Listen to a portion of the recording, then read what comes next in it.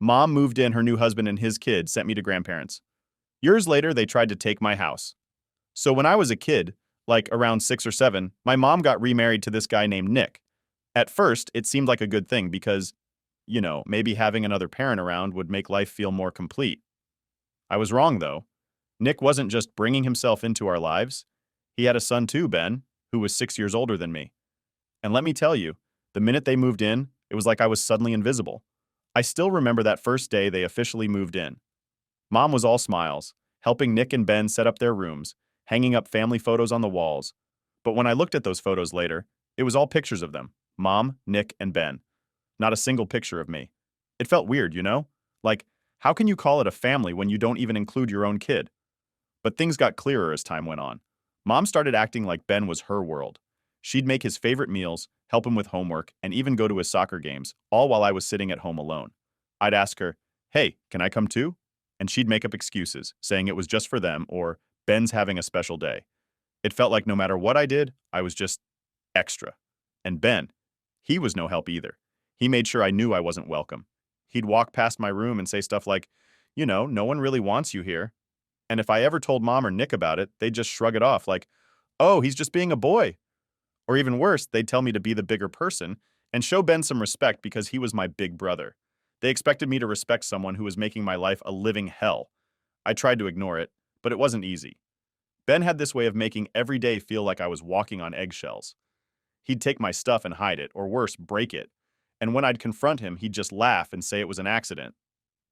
Once he trashed my favorite dollhouse, a gift from my dad before he left us. I remember crying, trying to glue the pieces back together while Ben just watched, smirking. When I showed Mom, hoping she'd finally get mad at him, she just sighed and told me, maybe you shouldn't leave your things out where they can get ruined.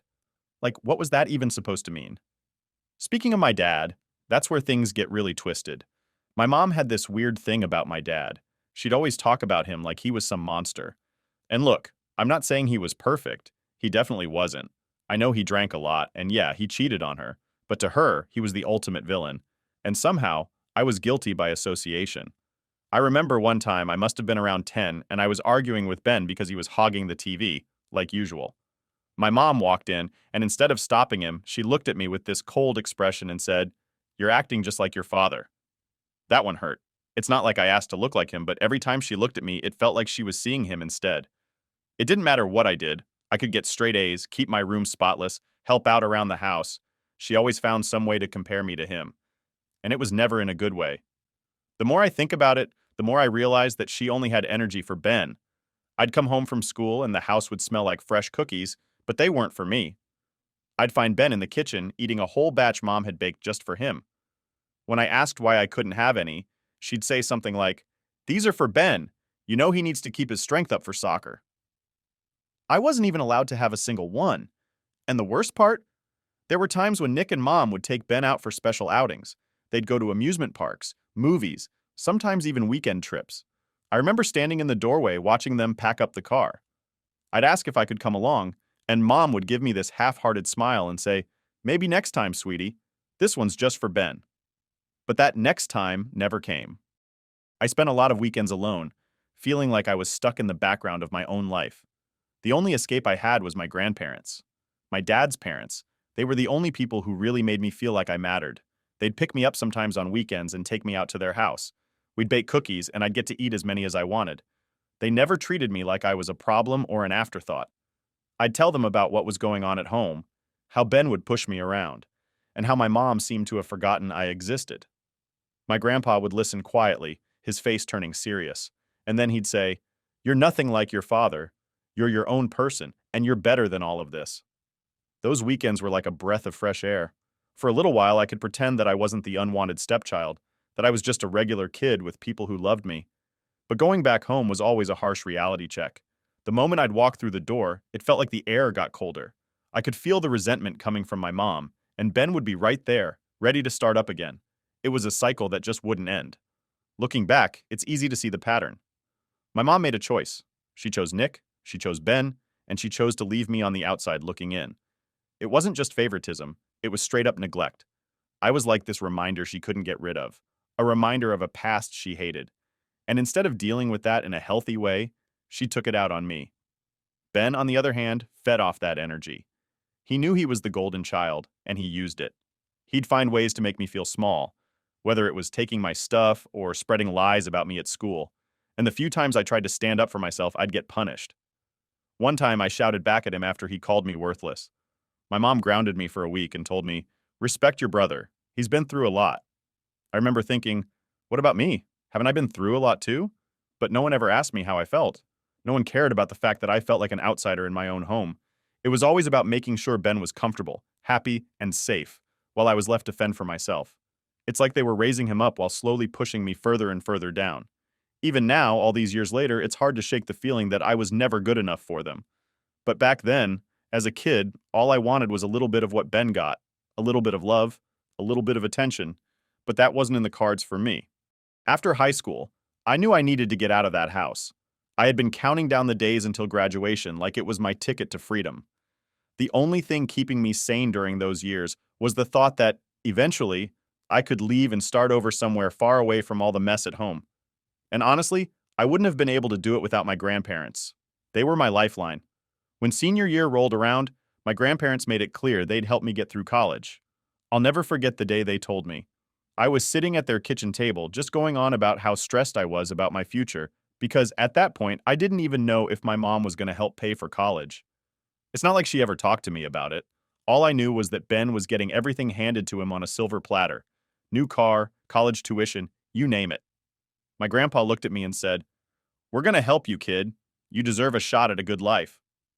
And just like that, they offered to pay for my college tuition. I couldn't believe it. It felt like a weight had lifted off my shoulders. My mom had barely spoken to me about college plans, but my grandparents had my back without hesitation. The moment I got accepted into college, I knew there was no looking back. I moved in with my grandparents, and I remember feeling this overwhelming sense of relief. It was the first time in my life I felt safe, like I wasn't walking on eggshells anymore.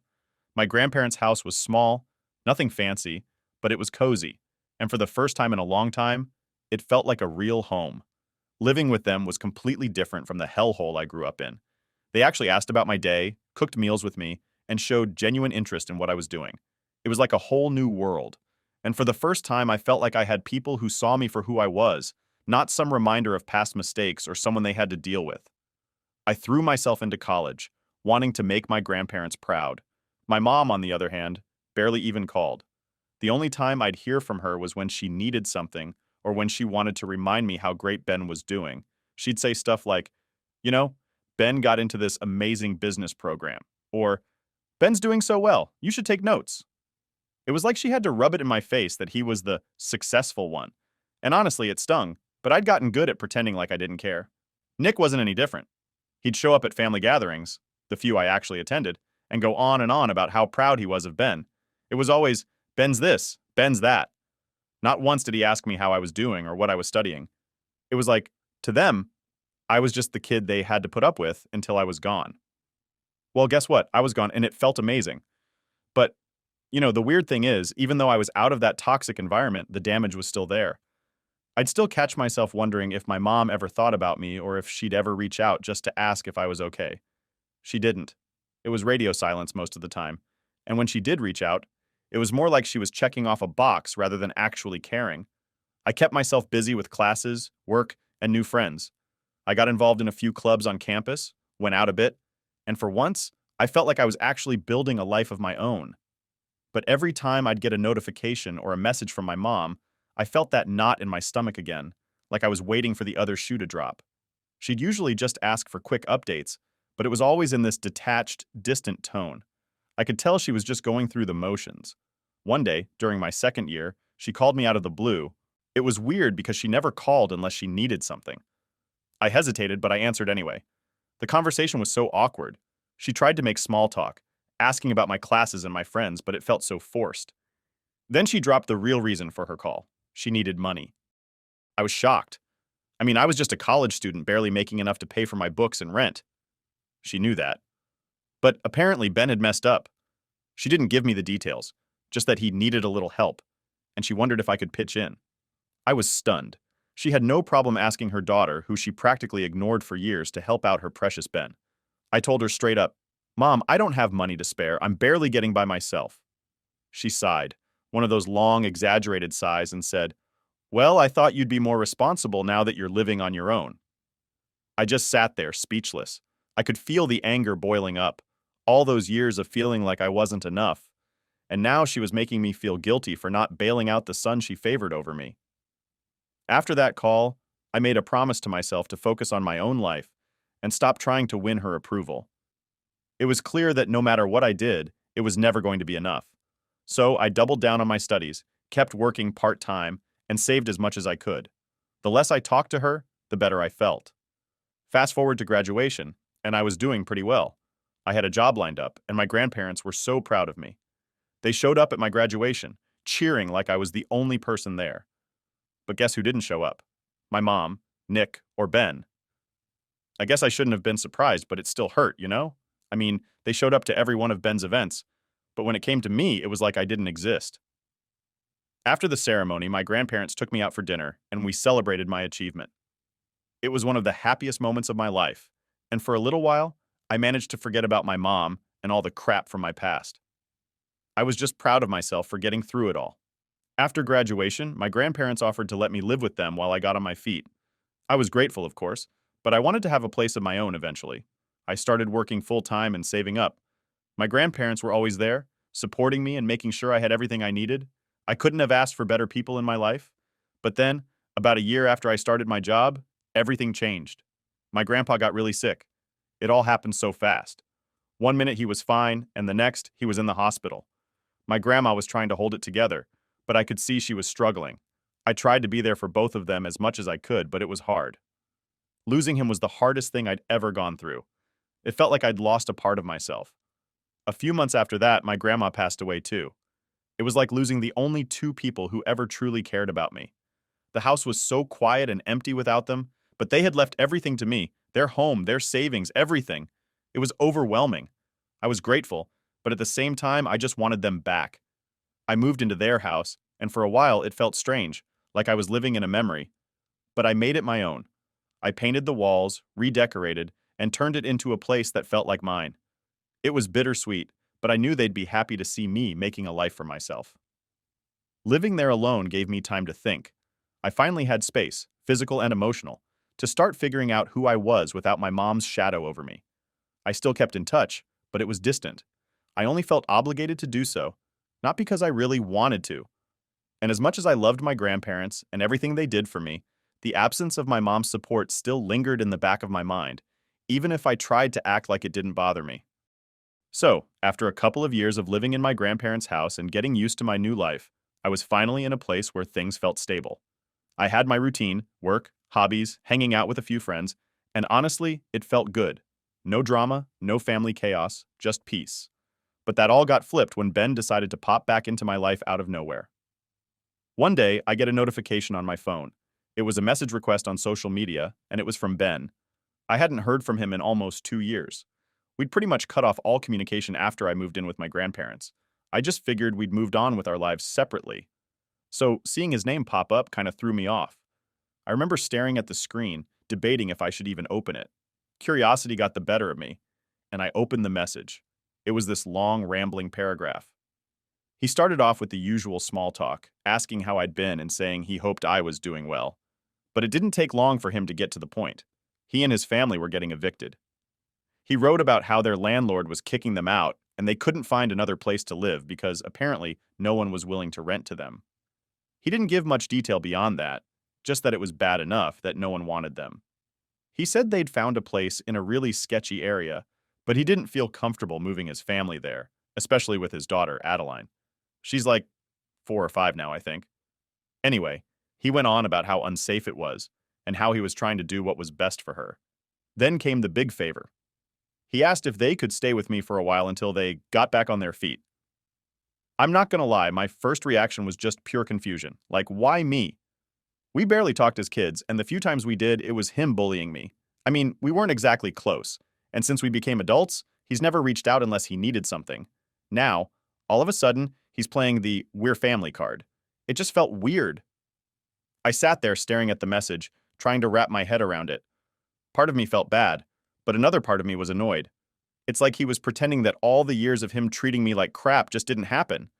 And the way he phrased it, he acted like he was being so generous by offering to help with rent while staying at my place. But if you're getting evicted, how much could you really afford? Still, I didn't reply right away. I needed to think about it. I told myself, maybe he's changed. But the more I thought about it, the more uneasy I felt. It didn't sit right with me that he'd just pop back up when he needed something. So I let the message sit there for a while. A few days later, he messaged me again, this time with a little more urgency. He said that the situation was getting worse and that they had no options left. He laid it on thick, talking about how his daughter was scared and how they were out of time. He mentioned that my house was perfect for them because of the extra bedrooms and the big backyard, which would be great for Adeline. He even tried to sweeten the deal by saying they'd stay out of my way because of our different work schedules. I finally decided to reply. I started off by saying that I was sorry he was going through all that, but I wasn't comfortable with the idea of them moving in. I explained that, given our past and the way he treated me, it just didn't feel right. I tried to be as respectful as possible, but I wanted to be honest. Ben's response was immediate, and man, did he double down. He came back with, "That was years ago. We were just kids. You're really going to hold that against me now?" He went on and on about how I needed to let go of the past and how it was time to move on. He even threw in, "It's not about us, it's about Adeline. She's innocent in all this." I felt myself getting frustrated. It was like he was twisting everything to make me feel guilty, like I was the bad guy for not wanting to open my home to him. And the way he kept bringing up his daughter felt manipulative. I mean, I get it. No kid should have to suffer for their parents' mistakes. But was that really my responsibility? I told him again that I wasn't comfortable with the idea and that my answer was final. That's when he flipped. He went from trying to guilt trip me to straight up accusing me of being heartless. He wrote, "I thought you'd changed, but clearly you're still as selfish as you were when we were kids." He even said I was acting just like my father. That one stung because he knew exactly how my mom used to use that line against me. I didn't reply after that. I was done. I blocked him, but that didn't stop the flood of messages from other people. A couple of days later, I started getting texts from family members I hadn't heard from in ages. Somehow, Ben had rallied them up, and they were all coming at me with the same line. "Think about Adeline." It was like a broken record. My aunt texted me saying, "I know you've had your differences with Ben, but Adeline shouldn't have to pay the price." An old cousin messaged me on Facebook, basically repeating the same thing. It felt like everyone was trying to guilt trip me into changing my mind. They all acted like I was the villain for not opening my home to family. But none of these people had been there for me when I needed support. None of them cared when I was the one who felt abandoned. The pressure was getting to me. I started doubting myself, thinking, maybe they're right. Maybe I'm being too harsh. But then I reminded myself that Ben never once apologized for how he treated me as a kid. Not even once. And the fact that he couldn't even acknowledge it now, as an adult, just showed me he hadn't changed at all. The final straw was when my own mom called. She rarely calls unless there's a major issue, so I knew she was going to side with Ben. She didn't waste time getting to the point. She asked me why I was refusing to help my brother. I tried explaining my side, how Ben had always been cruel to me and never took accountability, but she cut me off. She said, "Well, Ben's my son, and I have to prioritize him and his family." It was like a slap in the face. All those years, she made me feel like I wasn't good enough, and now, even as an adult, she was still doing it. She called Ben her son, but talked about me like I was some distant relative. I felt this mix of anger and sadness, but mostly, it was just disappointment. I hung up, realizing that no matter what I did, my mom would never see me as her priority. It was always going to be about Ben. So, I stood my ground. I wasn't going to let him move in, no matter how much they tried to guilt trip me. I knew it wouldn't end well for me if I caved.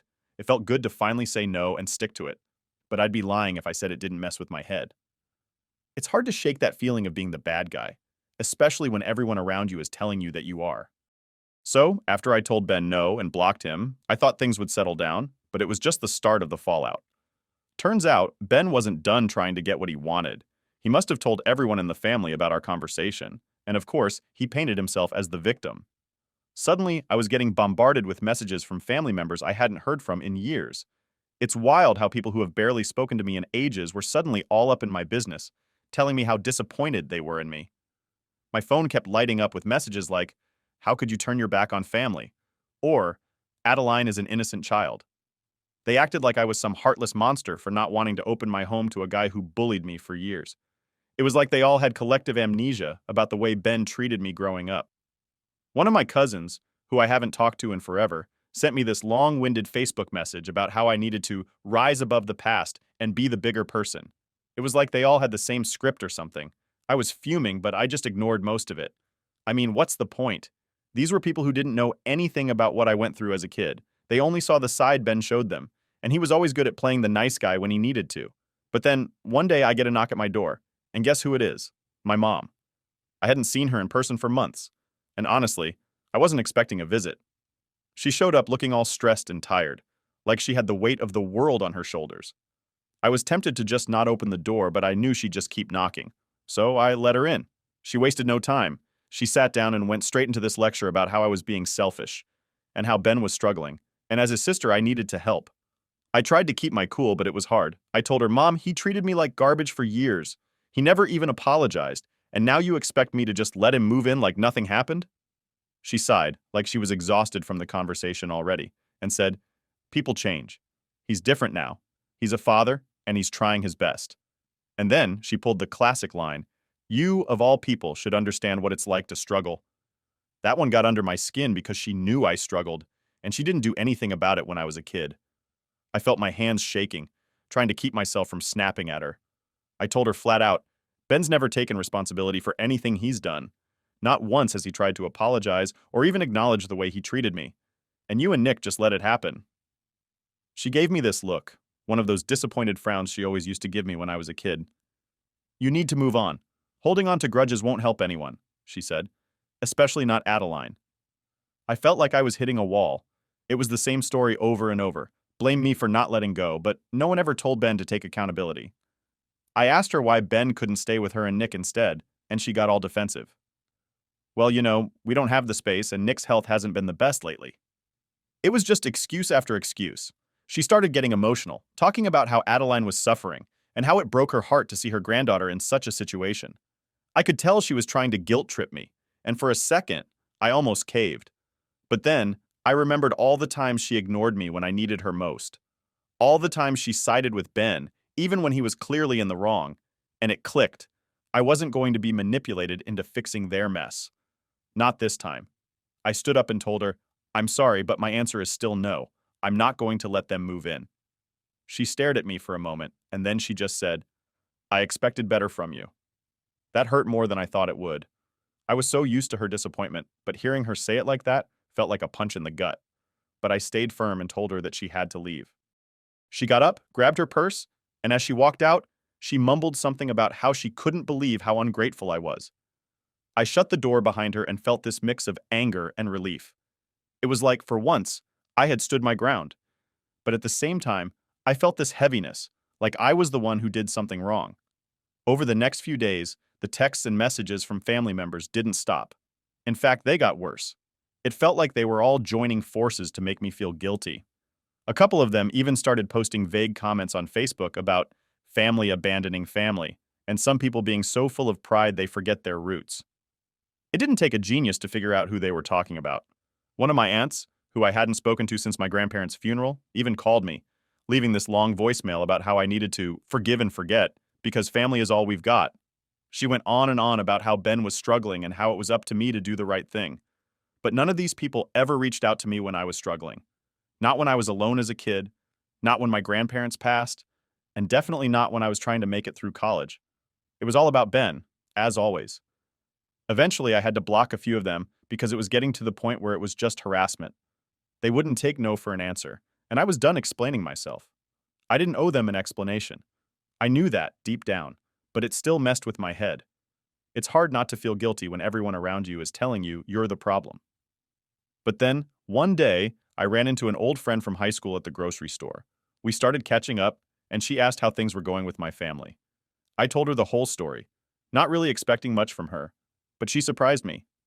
She looked me dead in the eyes and said, "Good for you. You don't owe them anything, especially not after how they treated you." She reminded me of all the times she'd seen Ben pick on me and how my mom just stood there and let it happen. She said, "You deserve to have your own life without their drama." It was like this huge weight lifted off my shoulders hearing someone else say it. For the first time, I felt like maybe I wasn't the bad guy after all. So, I stuck to my decision. I wasn't going to let them bully me into caving. I started focusing on myself again, ignoring the noise from my family. It wasn't easy, and I still had moments where I felt guilty, but I knew deep down that I made the right choice. Ben didn't reach out again after that, which I was fine with. I figured he'd move on to the next person who would give him what he wanted. And my mom? Well, I knew she was mad, but I wasn't going to chase after her approval anymore. I'd spent too many years trying to get it, and it was never enough. It was tough realizing that sometimes family isn't what you hope it'll be, but in the end, I had to look out for myself. I wasn't going to be used as a doormat just because we shared some DNA. Family should be about mutual support, not taking advantage of someone's kindness. And if standing up for myself meant losing people who never really valued me in the first place, then maybe it wasn't much of a loss at all. So, after everything went down with Ben, my mom, and the whole extended family acting like I was the villain, things went quiet. It was almost unsettling because, for a few weeks, there were no more calls, no texts, and no guilt-trippy messages on social media. It felt weirdly calm. And honestly, I thought maybe, just maybe, they'd finally accepted my decision.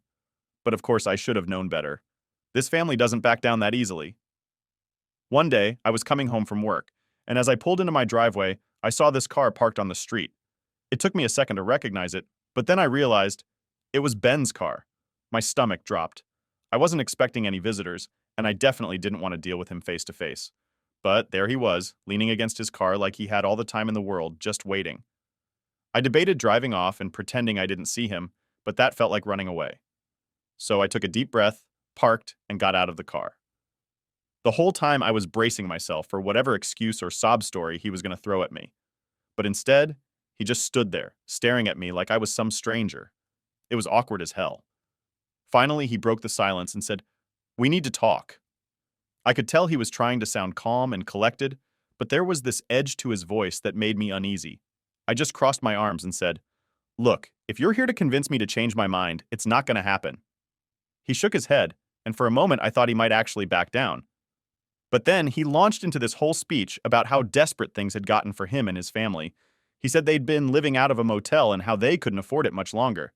He looked so serious, like he was expecting me to just melt and say, "Okay, fine, come on in." But I didn't. I stood my ground.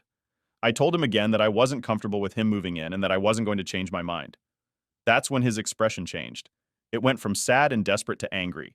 Like, really angry. He started pacing back and forth, his hands clenching into fists. "You don't get it," he snapped. "We have nowhere else to go, and you have this huge house all to yourself. How can you be so selfish?" I felt my face heat up, but I kept my voice steady. "Ben, this isn't about the space. It's about what you put me through when we were kids, and the fact that you still refuse to take responsibility for it. You can't just waltz in and expect everything to be fine." I thought maybe he'd calm down, maybe realize that I wasn't budging. But instead, he doubled down. "You know what your problem is?" he shot back. "You're stuck in the past. People grow up, they move on, but you're holding on to grudges like we're still kids. I've got a family to think about, and you're acting like a spoiled brat." Hearing him say that, my heart pounded, and my hands started shaking. I wanted to scream at him, to tell him all the things I'd been holding back for years, but I knew that wouldn't solve anything. So I just looked him dead in the eye and said, "This isn't about holding a grudge, it's about protecting myself, and you don't get to tell me how to feel after everything you did." Ben went quiet for a second, and I thought maybe that was it, that maybe he'd finally leave. But instead, he just laughed, this bitter, mocking laugh. "Fine," he said. "You want to act all high and mighty, go ahead. But don't come crying to me when you need help someday. Family is supposed to be there for each other." And then he just stormed off, got into his car, and drove away. I stood there in the driveway, feeling a mix of anger and relief.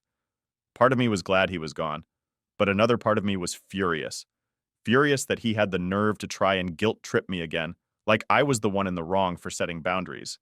The next few days were quiet again, and I thought maybe he finally got the message. But then, a week later, I came home to a surprise. Someone had egged my front door. It was a mess. Eggshells and yolks splattered all over.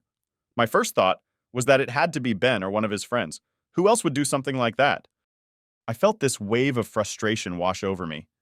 It was like I couldn't escape his anger, even when he wasn't physically around.